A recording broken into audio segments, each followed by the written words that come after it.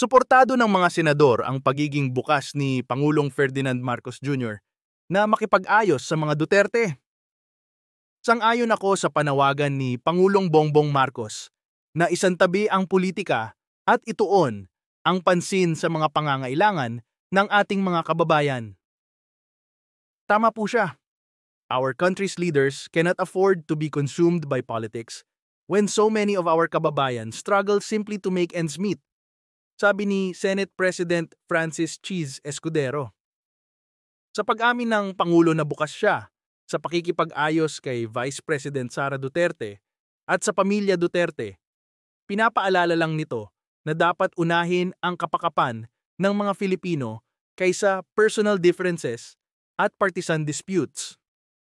Malinaw po ang mensahe ni Presidente. Now is the time to build bridges, not burn them. We owe it to our people to rise above division and do better, together, for the sake of our nation. Diin ni Escudero. Sinang-ayunan naman and Senate President Pro Tempore Jinggoy Ejercito Estrada. Ang punto ni Escudero, kaya nag-aalala siya sa pagsulong impeachment trial laban kay VP Sara. Gaya nga ng sinabi ng Pangulo, ngayong tapos na ang eleksyon, tapos na ang batuhan ng putik, mas mabuti na ituon naming mga halal na opisyal ang atensyon sa tunay na gawain sa gobyerno. Ang pagbuo ng bansa para sa kabutihan ng lahat, ani ni Estrada. Reconciliation din ang panawagan at dasal ko noon sa ating dalawang pinakamataas na mga leader. At ito pa rin ang hiling ko na manaig ngayon. Dagdag pa niya. Sinabi naman ni Senator-elect Senator Panfilo Ping Lacson na ipinakita lang ni Marcos na isa siyang tunay na tao at isang leader. Very typical of PBBM as a person. His kindness and the goodness of his heart in dealing with people are being interpreted by both his allies and adversaries as a weakness of his leadership. To really present credible evidence. That said, Kasi they will have he to may need a convince strong but at least well-intentioned 16 bastonero senators in his cabinet to render who is their, capable of making government officials, their verdict of including conviction. members of Kasi kung Congress, kulang toe the line ebidensya, towards good wala talaga governance. Kasi will be answerable to the Three Filipino years people. remaining Paano ka minister nag-convict kung wala is namang still a ebidensya? long O enough time napakawig ng to make ebidensya. adjustments Ngayon, along paano this ka line. mag-acquit kung napakatibay Taad pa naman niya. ng ebidensya? So Suportado dapat din ni Senador evidence-based, Joseph Victor lagi J.V. nakabase Ejercito sa ebidensya ang pinresentan hakbang ng ni Constitution. Marcos na makipag-ayos sa mga Duterte. We've been saying this too ever since, that early political bickerings and rifts have done nothing but hold us back. Napag-iiwanan na tayo ng mga karatig nating bansa, ani Ejercito.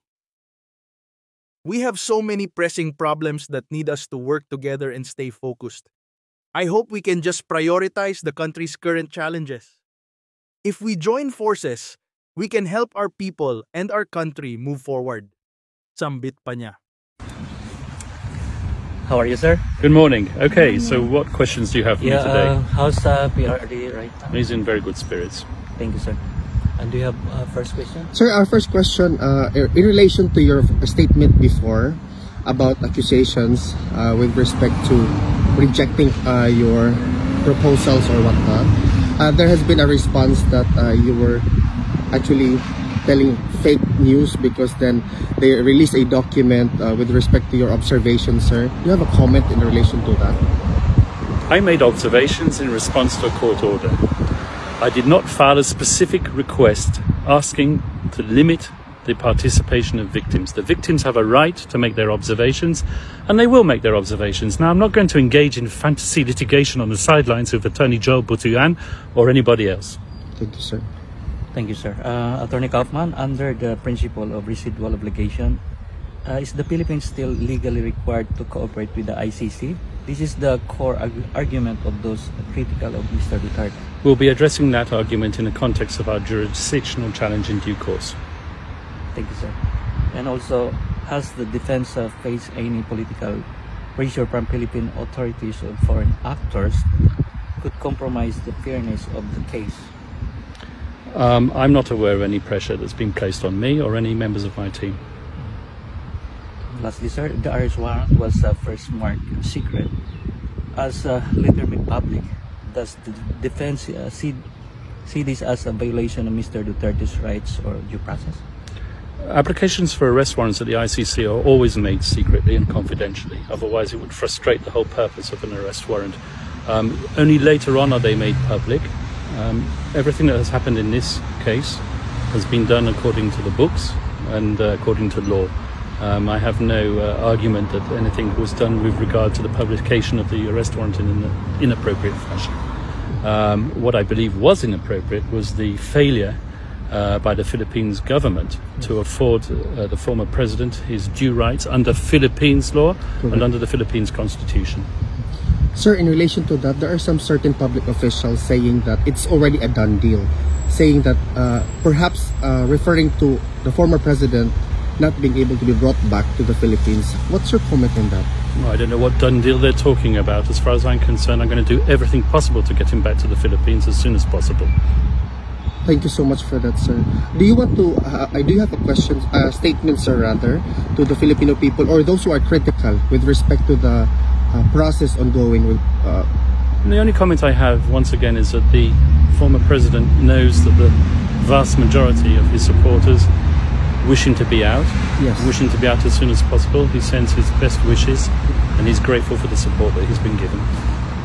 Thank you so much, Attorney Kaufman. Thank you. Have a good day.